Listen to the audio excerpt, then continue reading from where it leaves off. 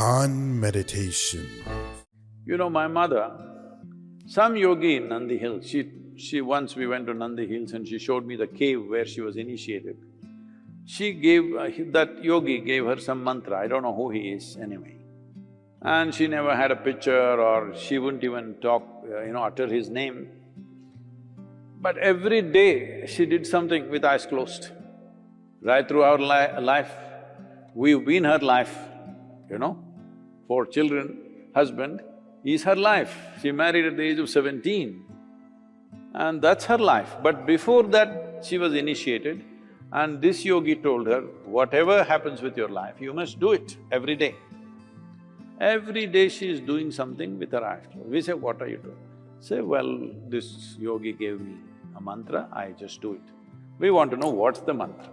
So we played all kinds of tricks on her, tried to compel her, emotionally, blackmail her. You tell us this mantra. Such a gentle and easy person to deal with, always she was. But not once, no matter what, either to her husband or to her children, she ever told the mantra because the yogi said, you don't share this with anybody. I mean to say, it was so easy to instruct them. Wow, so that's clearly a person of principle who truly believes in her religion, who truly believes and respects the yogi that she was talking to. And a lot of people these days need that kind of respect. They need to have that kind of reverence for something because there's too many people out here nowadays that don't respect anything. They're living on the internet, they're insulting people all day. They don't have to deal with any real world consequences. They don't have any real world problems that they have to face. So they think they can just keep continuing and living life as a joke and act like everything's funny, everything's a game. They don't have to do anything serious. They can just be a non-serious person. And hearing that is refreshing, and that's what people need to look up to. That's the kind of woman that people need to look up to and say, hey, if anything, she's a great person, a nice person from what I hear of her, and she respects religion, she respects God, she respects her yogi and people that she trusts to lead her on the right path. And every single day, she's going to do her work, her spiritual work, to become a better person every single day in every single way. Yeah, I mean, the simple phrase of stand for something or fall for anything. And it seems like in this day and age in society, we don't really have as much virtue anymore and as much respect like those old days. Like, people would literally duel back in the day if someone disrespected a member of their family or something, duel to the death.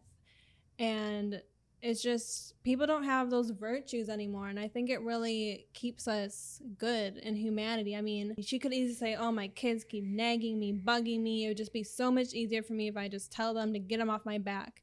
Something even as simple as that. For some reason, I just keep thinking about, Doja Cat doing this devil stuff these days. And, she very well could actually be a devil or whatever worshiper with the music industry. That's, of course, a conspiracy. And she says that she just is doing it to troll, and because of all the attention it's getting, that's the reason. But is that not selling your soul anyway? If you're willing to do all this just for the sake of your own gain, even if you don't actually worship the devil, is that not selling your soul anyway? That you're willing to do all this just for your own personal gain, to be famous, for the views, for the money. And that's the kind of society we live in these days. Especially if you're on a platform like that, you really don't care what kind of lesson this is giving your fans, the youth, the society, being that well known of a person. And you don't really stand for anything except your own personal gain. So it just makes me kind of think of that for some reason. Yeah, it's disgusting. And I do believe that she is a Satanist. And these Satanists, they do believe in some kind of karmic retribution, where they believe that the only way that they can escape it is if they tell you that they're a demon and they're Satanist and that they're poisoning you and destroying you. And if you choose to continue to listen to them, then that's your own free will and you're making that choice. So It's absolutely disgusting what Doja Cat is doing. I actually have liked some of her songs, and to see what she's become now it's just filthy and disgusting. So thank you guys for watching. Thank you for watching. If you did like these videos, you will love the other videos on the screen, so be sure to check those out, and we'll see you in those videos and our next videos.